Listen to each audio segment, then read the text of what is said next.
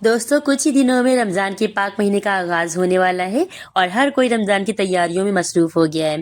तो अगर आप भी चाहते हैं कि रमज़ान में आप स्ट्रेस फ्री रहें और आप इबादत पर ज़्यादा से ज़्यादा फोकस कर सकें और हर दिन आपका सुकून भरा गुजरे, तो ये वीडियो आप लोगों के लिए है। तो प्री रमज़ान प्रिपरेशन के बहुत ही ज़बरदस्त से आइडियाज़ मैं आज आपके साथ शेयर करने वाली हूँ, जो आपकी रोज़ाना की ज़िंदगी को बहुत ही आसान बना देंगे रमज़ान में। तो ये टिप्स सिर्फ आपका टाइम ही नहीं बचाएंगे दोस्तों, बल्कि रमज़ान का हर दिन आपके लिए ज़्यादा प्रोडक्टिव बनाएंगे।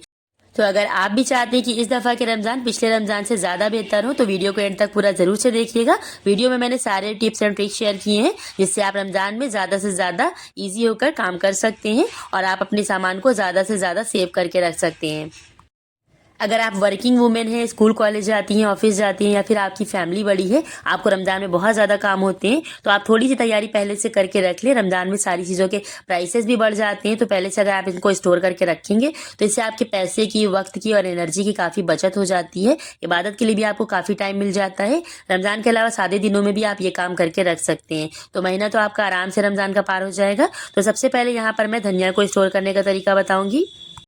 तो आजकल मार्केट में काफ़ी सस्ती धनिया मिल रही है और रमज़ान आने तक हो सकता है इसके प्राइस बढ़ जाएं, तो इसलिए आप इसको इस तरीके से किसी बॉक्स में नीचे से आप टिश्यू पेपर को बिछा दें, उसके ऊपर आप धनिया को रख दें और ऊपर से भी आप टिश्यू पेपर को अच्छी तरीके से इसके ऊपर चारों तरफ से कवर कर दें। इससे आपकी जो धनिया है काफ़ी दिनों तक अच्छे से स्टोर रहती है, जल्दी ख़राब नहीं होती है। और इसी के साथ एक और बॉक्स लेंगे यहाँ पर हम, और इसमें भी नीचे टिश्यू बिछा देंगे और मिर्चों को यहाँ पर वॉश करके सुखा कर अच्छे से पोंछ के कपड़े से, और इसके बाद यहाँ पर आप इसके जो ऊपर का पोर्शन होता है उसको हटा दें और इस तरीके से बॉक्स में नीचे टिश्यू लगाकर और ऊपर से टिश्यू से कवर करके इसको रख सकते हैं। इससे आपके मिर्चे जल्दी खराब नहीं होंगे।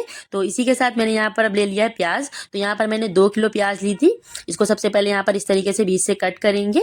तो यहाँ पर आप इसको इस तरीके से कट करके अगर पानी में डालकर रख देते हैं तो इससे आपके काटते टाइम आपकी आंखों में आंसू नहीं आते हैं। तो बाकी की प्याज को मैं यहाँ पर इसी तरीके से पूरा पूरा डाल दे रही हूँ, क्योंकि यहाँ पर हम इसको स्लाइसर से कट करने वाले हैं। तो यहाँ पर 2 बोल में मैंने सारी प्याज को ट्रांसफर कर दिया है और इसमें हम यहाँ पर पानी डाल देंगे। तो पानी डालकर जब आप इसको 15 से 20 मिनट के लिए ऐसे ही छोड़ देंगे, तो फिर जब आप इसको कट करेंगे तो फिर आपकी आंख से आंसू नहीं निकलेंगे। इसके अलावा एक और टिप मैं आपको बताऊंगी, जिससे आप जो प्याज को कट करेंगे उस टाइम आपकी आंखों से आंसू नहीं आएंगे। तो यहाँ पर लहसुन मैंने ले लिया है आधा किलो। तो यहाँ पर मसाला बनाकर रख लो तो रमजान में बहुत आसानी हो जाती है।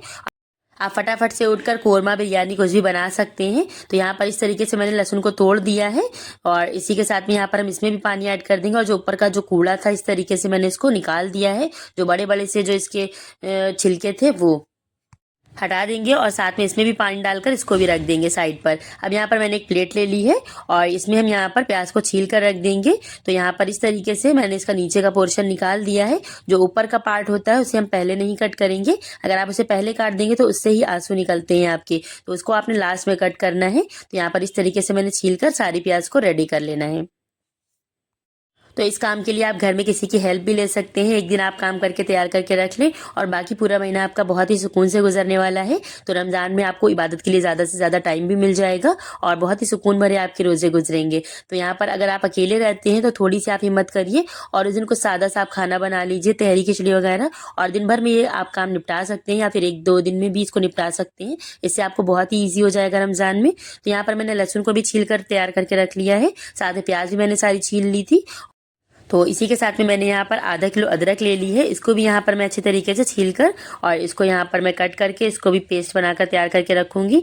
और लहसुन अदरक का पेस्ट और प्याज की जो बिरिस्टा बनाकर तैयार करके रख लो तो बहुत ही आसानी हो जाती है। आप बिरयानी, कोरमा, स्टू कुछ भी बना सकते हैं बहुत ही आसानी के साथ। फटाफट से बनकर तैयार हो जाता है। बहुत ज़्यादा रमज़ान में हेक्टिक शेड्यूल नहीं होगा आपका। तो यहाँ पर इस तरीके से मैंने सारी अदरक को छील लिया है।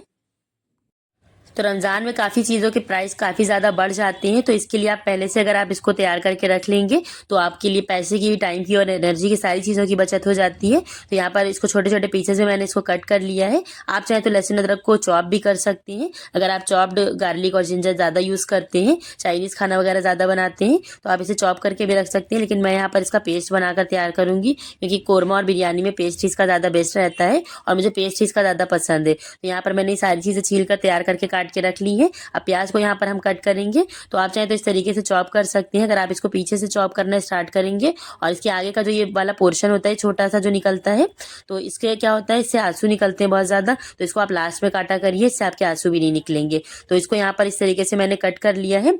और अगर आप यहाँ पर स्लाइसर का यूज़ करेंगे तो बहुत ही जल्दी आपका ये काम हो जाएगा। तो यहाँ पर मैंने आपको इस तरीके से कट करके बता दिया। अगर आपके पास स्लाइसर ना हो यानी कि चिप्स कटर ना हो तो आप इस तरीके से इसको कट करके रख सकती हैं।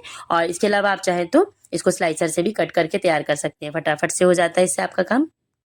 तो यहाँ पर मैंने बाकी की प्याज को कट करके नहीं रखा था, पूरा इस तरीके से रख दिया था। तो इस तरीके से मैं यहाँ पर इसको स्लाइसर से काट लूँगी, तो बहुत ही जल्दी भी इससे हो जाता है और बहुत ही बराबर के इससे लच्छे निकल कर आते हैं। तो यहाँ पर इनको लच्छों को अलग कर लीजिए और इसके बाद यहाँ पर आप इसको एक बोल में ट्रांसफ़र करते जाइए। और ये सारी प्याज मैंने यहाँ पर इस तरीके से काट के तैयार कर ली है। तो ये 2 किलो प्याज मेरी कट कर तैयार हो गई है। इसका हम बिरिस्ता बनाएंगे। तो यहाँ पर मैंने गैस ऑन कर ली है और इसके बाद यहाँ पर हम कढ़ाई रखेंगे और इसमें हम यहाँ पर ऑयल ऐड करेंगे। तो यहाँ पर मैं प्योर मस्टर्ड ऑयल का यूज़ कर रही हूँ। आप जो भी ऑयल यूज़ करते हैं नॉर्मल रेगुलर खाने में वही यूज़ कर सकते हैं। तो यहाँ पर ऑयल को अच्छी तरीके से गर्म हो जाने देंगे। तो जब भी आप बेरिस्टा बनाएं आपका ऑयल बहुत ही अच्छी तरीके से गर्म होना चाहिए, हाई टेम्परेचर पर। अगर आप लो फ्लेम पर प्याज को फ्राई करेंगे तो फिर ये मॉइस्चर अपना छोड़ देती है, तो फिर इससे आपकी जो प्याज है थोड़ी सॉफ्ट हो जाती है। तो यहाँ पर हमें प्याज को कुरकुरा सा फ्राई करके रखना है। तो इसके लिए हाई टेम्परेचर पर ऑयल को आपने गर्म करना है और जब भी आपने यहाँ पर प्याज को ऐड करना है। और इसके बाद आपने इसको बहुत ज़्यादा डार्क ब्राउन नहीं करना है, बस एक लाइट ब्राउन कलर आ जाए तब आपने इसको निकालना स्टार्ट कर देना है। तो यहाँ पर आप इसको बराबर चलाते रहिएगा ताकि इवनली सारी प्याज अच्छे से फ्राई हो जाए। और यहाँ पर इस तरीके से हम सारी प्याज को निकाल कर एक टिश्यू पेपर पर प्लेट में अच्छे से फैला देंगे ताकि ये अच्छी तरीके से ऑयल भी एब्जॉर्ब कर ले और ये अच्छे से क्रिस्पी भी हो जाएगी। तो यहाँ पर अब हम बाकी की प्याज को फ्राई कर लेंगे। तो 3 से 4 बैचे से मैंने सारी प्याज को अच्छी तरीके से फ्राई कर लिया है। तो बीच में 2 बार लाइट गई थी इसलिए मैंने ज़्यादा इसको शूट नहीं किया था। तो यहाँ पर पहले के बैचेस मैंने फ्राई करके रख लिए थे। अब ये लास्ट बैच में यहाँ पर फ्राई कर रही हूँ प्याज का और यहाँ पर बहुत ही अच्छी तरीके से प्याज हमारी फ्राई हो गई है। तो यहाँ पर इस तरीके का लाइट गोल्डन कलर आ गया है। अभी हम इसको थोड़ा सा और फ्राई करेंगे। बहुत ज़्यादा आपने लाइट कलर का भी नहीं निकाल के रखना है वरना फिर आपका जो प्याज है वो सॉफ्ट हो जाएगा। तो यहाँ पर आपने इस तरीके से एक अच्छा गोल्डन कलर आ जाने तक इसको फ्राई कर लेना है। तो अगर आप रमज़ान के पहले ये सारे काम करके रख लेंगे तो रमज़ान में आपका टाइम भी बचेगा, आपके पैसे भी बचेंगे और आपकी एनर्जी भी बचेगी और आपको कम से कम टाइम स्पेंड करना पड़ेगा किचन में। तो ये सारे काम आप पहले से करके रख लीजिए, आपको बहुत ही आसानी हो जाएगी रमज़ान में। तो अगर आप इस वीडियो को ज़्यादा से ज़्यादा लाइक करेंगे, अपने फैमिली और फ्रेंड्स में शेयर करेंगे और अच्छा फीडबैक देंगे तो मैं आपके साथ रमज़ान के लिए और भी बहुत सारे टाइम और पैसे सेव करने के आइडियाज़ शेयर करूँगी। आप पहले से अगर ये सारे काम करके रख लेते हैं तो आपके पास रमज़ान में बहुत सारा टाइम बच जाता है। इसमें आप सुकून से इबादत कर सकते हैं, सुकून के साथ आप रोज़ा रख सकते हैं। तो ये सारे काम आपको नहीं करने पड़ते हैं।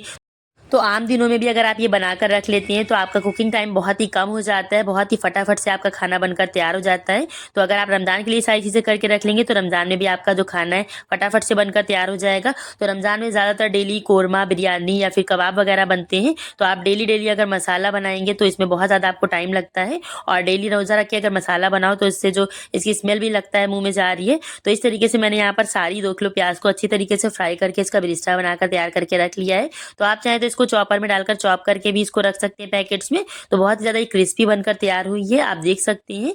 तो यहाँ पर मैंने एक जिपलॉक बैग लिया है और इसमें डालकर मैं इसको स्टोर करूंगी। आप इसको नॉर्मल रूम टेम्परेचर पे भी रख सकते हैं, जब भी ये बिल्कुल ख़राब नहीं होगी 15 से 20 दिन तक। लेकिन अगर आप इसको ज़्यादा टाइम के लिए प्रिजर्व करना चाहते हैं 1 महीने के लिए तो फिर आप इसको फ्रीज में रखिएगा। तो यहाँ पर मैं इसको इसमें डालकर रख दे रही हूँ। तो मेरे पास ये ड्राई फ्रूट का बैग बचा हुआ था तो मैंने उसमें ही इसको स्टोर कर दिया है। आप चाहें तो नॉर्मल दालमोट का पैकेट जो आता है जिपलॉक वाला आप उसमें भी रख सकते हैं, या फिर आप इस तरीके से ड्राई फ्रूट का बचा हुआ बैग हो उसमें रख सकते हैं, या फिर आप रेडीमेड भी जिपलॉक बैग परचेज कर सकते हैं, ऑनलाइन मिल जाते हैं। तो यहाँ पर प्याज के ऊपर नीचे का पोर्शन बच गया था जो मैंने स्लाइस किया था उसके बाद, तो रफली चॉप प्याज बची हुई थी तो मैं इसको भी पेस्ट बनाकर तैयार कर लूंगी। तो यहाँ पर मैंने जो लहसुन लिया था इसको भी मैं यहाँ पर अब ब्लेंड करने जा रही हूँ। तो आप चाहें तो इसको चॉप करके भी रख सकते हैं लेकिन मैं यहाँ पर इसको ब्लेंड करके रखूंगी। तो यहाँ पर मैं आपके साथ एक ज़बरदस्त सा टिप बताऊंगी जिससे कि आपका जो लहसुन है महीनों ख़राब नहीं होगा। तो इसके लिए यहाँ पर मैं इसमें कुकिंग ऑयल ऐड कर रही हूँ। यहाँ पर आपने इसमें पानी बिल्कुल भी ऐड नहीं करना है। आप चाहें तो इसमें व्हाइट विनेगर यानी कि सफ़ेद सिरका भी ऐड करके इसको पीस सकते हैं। तो यहाँ पर आपने पानी बिल्कुल भी ऐड नहीं करना है, ऑयल ऐड करना है। इससे जो आपका लहसुन है काफ़ी लंबे टाइम तक प्रिजर्व रहता है, बिल्कुल भी ये ख़राब नहीं होगा। और आपने यहाँ पर इसके बाद एक और नेक्स्ट स्टेप करना है जिससे भी आपका लहसुन महीनों ख़राब नहीं होगा। तो यहाँ पर मैं इसको अच्छी तरीके से ब्लेंड कर ले रही हूँ। तो बिल्कुल फाइन पेस्ट मैं यहाँ पर इसका बना रही हूँ कि यहाँ पर हम लोग जो कोरमा बिरयानी वगैरह में बिल्कुल फाइन पेस्ट वाला लहसुन ही ऐड करते हैं। तो यहाँ पर आप देख सकते हैं कितने अच्छे से मैंने लहसुन को पीस लिया है। अब यहाँ पर मैंने एक आइस ट्रे ली है। जी हाँ, आइस ट्रे में हम इसको अच्छी तरीके से इसके क्यूब्स को जमा लेंगे। इससे क्या होगा, फ्रीजर में जब आप इसको फ्रीज करके जमा के रखेंगे तो आपका जो लहसुन है बिल्कुल भी खराब नहीं होगा, और ये बिल्कुल फ्रेश रहेगा, इसी तरीके से एज इट इज़, जैसा इस तरीके से आपने अभी ताज़ा बनाया हो। तो यहाँ पर मैंने इसको सारे क्यूब्स इस तरीके से फिल कर दिए हैं। और यहाँ पर आपने जो आइस क्यूब का ढक्कन वाली जो ट्रे हो वो वाली ट्रे का इस्तेमाल करना है। अगर आपके पास ढक्कन वाली ट्रे ना हो तो फिर मैं आपको इसके लिए भी एक टिप यहाँ पर बताऊंगी कि अगर आपकी जो ट्रे में ढक्कन ना हो तो आप इसको किस तरीके से प्रिजर्व करें ताकि इसमें इसकी जो स्मेल है लहसुन की वो पूरी फ्रीज में ना फैले बाकी चीज़ों में। तो इसके लिए आपने यहाँ पर क्या करना है मैं आपको बताऊंगी। तो यहाँ पर बाकी का जो लहसुन बचा हुआ था वो मैंने यहाँ पर इस तरीके से एक बोल में ट्रांसफर कर दिया, सॉरी एक बॉक्स में। तो यहाँ पर इसको लेवल कर लिया है मैंने। और यहाँ पर अब हम इसके ऊपर लगा देंगे क्लिंग रैप। आप लगा सकते हैं, अगर आपके पास क्लिंग रैप ना हो तो आपने क्या करना है, एक इस तरीके का शॉपर ले लेना है। तो यहाँ पर आपने इसको इसमें इस तरीके से पैक कर देना है और इसको अच्छी तरीके से लॉक कर देना है। तो इससे क्या होगा, इसकी जो स्मेल है बिल्कुल भी फ्रीज में नहीं फैलेगी और बहुत ही ज़बरदस्त सा आपका ये अच्छे से आइस क्यूब सेट हो जाएगा और आपको क्लिंग रैप या फिर फॉइल पेपर की ज़रूरत भी नहीं पड़ेगी। तो मैंने यहाँ पर एक जुगाड़ आपके साथ बता दिया है कि आप किस तरीके से नॉर्मल घर की चीज़ों में आप इसको सेट करके रख सकते हैं। और बाकी का जो लहसुन का पेस्ट था वो मैंने इस तरीके से बॉक्स में एक फिल करके रख लिया है। तो 10 से 15 दिन के लिए बहुत ही आसानी से नीचे वाले हिस्से में भी चल जाएगा, आपका बिल्कुल ख़राब नहीं होगा। साथ में अदरक को भी पीस कर मैंने यहाँ पर इस तरीके से ट्रे में जमा लिया और बाकी की बची हुई अदरक को मैंने डिब्बे में रख लिया है। और जो प्याज थी उसको भी मैंने यहाँ पर पीस कर एक बॉक्स में रख लिया है। तो अब इसे भी हम यहाँ पर इसी तरीके से स्टोर कर देंगे। अब यहाँ पर टमाटरों को स्टोर करने के लिए मैंने टमाटरों को अच्छे से वॉश कर लिया था और ऊपर का ये मैंने निकाल दिया है पोर्शन। और इसमें इस तरीके से कट लगाएंगे या फिर आप आधे आधे टमाटर भी कट करके ऐड कर सकते हैं। तो इनको आपने किस तरीके से स्टोर करना है मैं यहाँ पर सारे टिप्स बताऊंगी। तो टमाटर की हम टोमेटो प्यूरी या फिर टोमेटो पेस्ट बनाकर तैयार करके रखेंगे, जिसे आप सालन में, बिरयानी में, पुलाव में, सब्जी में या फिर चिकन का सालन बनाने में या फिर पास्ता, मैक्रोनी या स्पगेटी वगैरह में टोमेटो पेस्ट की जो हमें ज़रूरत पड़ती है तो आप इसमें इसको यूज़ कर सकते हैं। तो इसको बनाकर आप रख लेंगे तो आपका काम बहुत आसान हो जाएगा। तो यहाँ पर उबलते हुए पानी में 2 से 3 मिनट के लिए मैंने इसको पकाया है और इसके बाद मैंने थोड़ी देर इसको ढक कर रख दिया ताकि इसके छिलके आसानी से रिमूव हो जाए। और इसके बाद यहाँ पर हम इसका छिलका उतार लेंगे। तो आप यहाँ पर अगर इसका छिलका उतार कर नहीं इसको बनाना चाहते हैं, ऐसे ही आपको छिलकों से कोई इशू नहीं है और आप छिलकों को रिमूव नहीं करना चाहते हैं तो फिर आप यहाँ पर नेक्स्ट स्टेप की तरफ जा सकते हैं। तो इस स्टेप को हम यहाँ पर ब्लांच कहते हैं। तो मैंने इसको अच्छे से ब्लांच कर लिया था। उसके बाद छिलके हटाने के बाद मैंने इसको पीस लिया था। स्मूथ पेस्ट मैंने इसका बनाकर तैयार कर लिया था। तो अगर आप छिलके नहीं उतारना चाहते तो आप इसको डायरेक्ट ग्राइंड करके या फिर डायरेक्ट आप चॉप करके इसको नेक्स्ट स्टेप की तरफ जा सकते हैं। रफली आप इसे चॉप या ग्राइंड कर लें और इसके बाद जो हम यहाँ पर नेक्स्ट स्टेप करेंगे वो आप कर सकते हैं। तो यहाँ पर मैंने इसको अच्छे से ब्लेंड करने के बाद इसको अच्छे से पकने के लिए छोड़ दिया है। तो यहाँ पर मैंने आइस ट्रे मंगाई थी अपने भाई से, तो मेरा भाई मॉल से लेकर आया था तो मैंने इसको यहाँ पर निकाल लिया है। ये ढक्कन वाली ट्रे है। तो अगर आपके पास ढक्कन वाली ट्रे ना हो आइस की तो फिर आप नॉर्मल ट्रे में जिस तरीके से मैंने आपको पहले टिप दिया है उस तरीके से भी आप इसको स्टोर कर सकते हैं। तो यहाँ पर प्यूरी को अच्छी तरीके से मैंने पका लिया है। इसका जितना भी पानी था वो सारा ड्राई हो गया है। तो अगर आप टमाटरों को काफ़ी लंबे टाइम तक प्रिजर्व करना चाहते हैं तो आप इसमें एक नींबू का रस ऐड कर दें। नींबू का रस ऐड करने से ये प्रिजर्वेटिव का काम करता है। साथ में मैंने इसमें थोड़ा सा ऑयल ऐड कर दिया है और इसके बाद मैंने इसको अच्छे से पका लिया है। तो अब यहाँ पर हम इसको आइस ट्रे में ट्रांसफ़र कर देंगे।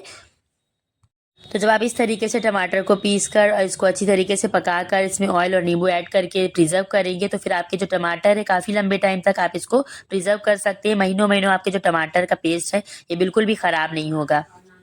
तो टमाटर को मैंने यहाँ पर मीडियम टू हाई फ्लेम पर अच्छे से पकाया था और पकाते टाइम ये बहुत ज़्यादा उछलता है तो आपने इसको ढक कर पकाना है। और इसके बाद यहाँ पर मैंने इसको आइस ट्रे को कवर कर दिया इस तरीके से। तो ठंडा होने के बाद जब ये रूम टेम्परेचर पर आ जाएगा उसके बाद आप इसको फ्रीज़र में स्टोर कर लीजिएगा।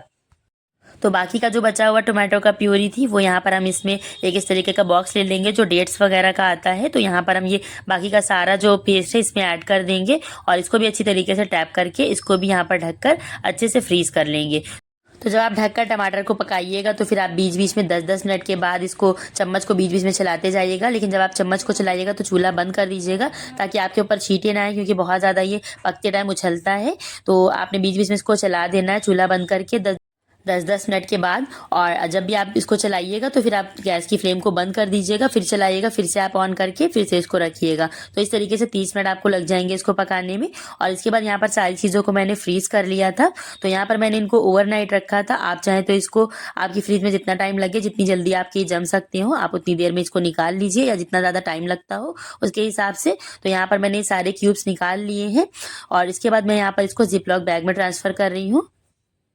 तो अगर आपके पास रेडीमेड वाले जिपलॉक बैग ना हो तो मैंने आपको बताया कि इसका सोल्यूशन क्या है। आप इसकी जगह पर जुगाड़ के तौर पर क्या यूज़ कर सकते हैं। आप किसी भी ड्राई फ्रूट के बचे हुए पैकेट को जो जिपलॉक वाले हो, या फिर दालमोट के पैकेट को जो जिपलॉक बैग आते हैं आजकल, तो उसमें ही आती है दालमोट, तो उसमें भी आप इसको स्टोर करके रख सकते हैं। तो मैंने सारे सॉल्यूशन, सारे जुगाड़ बता दिए, सारे टिप्स और ट्रिक्स भी शेयर कर दिए हैं। अब आपने ये नहीं कहना है कि मेरे पास जिपलॉक बैग नहीं था या आइस ट्रे नहीं थी तो मैं कैसे इसको स्टोर करूं। तो आप हर तरीके से आप इसको घर पर तैयार कर सकते हैं और ये चीज़ें आपके जो रमज़ान के काम है बहुत ही आसान रमज़ान को बना देंगी आपके। अगर आप इसको पहले से करके रख लेते हैं तो आपको बहुत ही आसानी हो जाती है रमज़ान में। आप ज़्यादा से ज़्यादा वक्त निकाल पाएंगे इबादत के लिए और इसके अलावा आप बहुत ही आसानी से सुकून के साथ रमज़ान अपने गुजार सकते हैं, रोज़ा रख सकते हैं। तो यहाँ पर इस तरीके से मैंने सारे टोमेटो क्यूब्स भी इसमें इस तरीके से एयरटाइट बैग में डाल दिए हैं। तो ये काम आपने फटाफट से करना है और नहीं फिर ये मेल्ट होने लगता है। तो ये काम आप ज़रूर से करके रख लीजिए। वैसे अगर आप टमाटर काट के या फिर पूरे पूरे रखते हैं तो बहुत ज़्यादा जगह भी गिरती है, इससे आपकी बहुत ही कम जगह ऑक्यूपाइड होती है। और इसके अलावा ये आपके महीनों महीनों ख़राब भी नहीं होते हैं, महीनों के लिए आप इसको स्टोर कर सकते हैं। जब भी टमाटर सस्ते हैं तो आप ये काम ज़रूर से करके रखें। और क्योंकि बहुत ज़्यादा इधर वाल महंगे हो गए थे, टमाटर 200 रुपये किलो तक के बिके थे, तो जब ये सस्ते हो गए हैं आजकल तो आप ये काम तो ज़रूर से करके रखिएगा। और साथ में अदरक के क्यूब्स मैंने इस तरीके से निकाल लिए थे और इन्हें भी मैंने यहाँ पर जिपलॉक बैग में डाल दिया है। तो अदरक, लहसुन, टमाटर सारी चीज़ें आजकल सस्ती हैं, तो ये सारे काम ज़रूर से करके रखिए। फिर रमज़ान में हो सकता है इनके प्राइसेस काफ़ी हाई हो जाएं, तो आप ये काम सारे ज़रूर से करके रख लीजिएगा। इससे आपको आसानी भी हो जाएगी और आपके पैसों की और टाइम की, एनर्जी की, सारी चीज़ों की बहुत ही ज़्यादा बचत हो जाती है। तो यहाँ पर जो बॉक्सेस में मैंने इसको रखा था जमा कर, उसे मैंने यहाँ पर इस तरीके से बड़े बड़े क्यूब्स कट किए हैं ताकि अगर मुझे ज़्यादा डालना हो तो मैं ये वाले क्यूब्स यूज़ कर सकूँ। तो अगर आपको एक टमाटर डालना हो तो टमाटर का आप एक क्यूब यूज़ कर सकते हैं। तो अगर आपको मेरी वीडियो थोड़ी सी भी अच्छी लगी हो, थोड़ी सी भी हेल्पफुल लगी हो तो वीडियो को लाइक, शेयर, सब्सक्राइब करिएगा। और अगर आपको रमज़ान के और भी टाइम और मनी सेविंग आइडियाज़ चाहिए तो आप मुझे कमेंट करके ज़रूर बताइएगा। कमेंट में अपना फीडबैक दे सकते हैं। और आप किस सिटी या किस कंट्री से इस वीडियो को वॉच कर रहे हैं मुझे कमेंट में ज़रूर बताइएगा। मुझे आपके बारे में जानकर बहुत अच्छा लगेगा। और अगर इस वीडियो से थोड़ा सा भी फ़ायदा पहुंचा हो तो आप मुझे दुआ में ज़रूर याद रखिएगा। तो दोस्तों, मैंने यहाँ पर इस व्लॉग में आपके साथ यहाँ पर मसाले स्टोर करने का तरीका मैं आपके साथ शेयर किया है और अपने नेक्स्ट व्लॉग में इसी के पार्ट 2 में आपके साथ लेकर आऊँगी। उसमें मैं आपको वेजिटेबल स्टॉक करने का तरीका बताऊँगी, कैसे आप वेजिटेबल्स को स्टोर कर सकते हैं। क्योंकि आजकल जो टमाटर, मटर और गाजर, ये शिमला मिर्च, ये सब काफ़ी सस्ता मिल रहा है, तो मैं आपको उसे भी स्टोर करने का तरीका बताऊँगी। अल्लाह हाफिज़।